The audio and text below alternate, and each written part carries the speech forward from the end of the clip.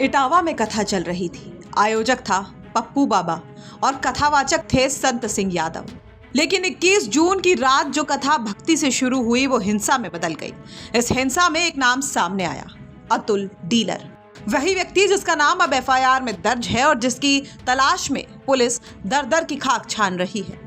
संत सिंह यादव के मुताबिक उन्हें पप्पू बाबा ने 21 से 27 जून तक कथा करने के लिए बुलाया था।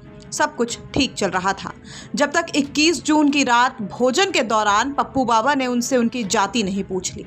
संत सिंह का आरोप है कि पप्पू बाबा ने जाति सूचक गालियां दी और उसके बाद अतुल डीलर और लगभग 50 लोगों ने उनके साथ गाली गलौज, मारपीट और उनका सिर तक मुंडवा दिया।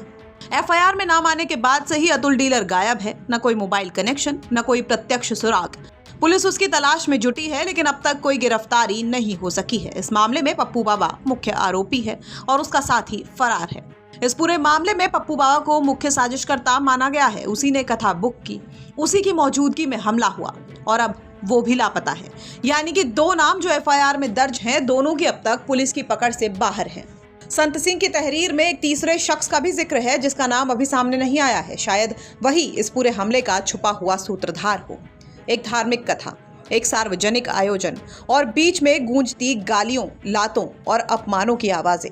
अतुल डीलर और पप्पू बाबा दोनों अब सवाल बन चुके हैं, वो भी सिर्फ कानून के लिए नहीं बल्कि समाज के लिए भी। बता दें कि ये पूरा विवाद दांदरपुर गांव में पिछले दिनों हुए भागवत कथा से जुड़ा हुआ है, जो अब सिर्फ धार्मिक आयोजन नहीं रह गया है।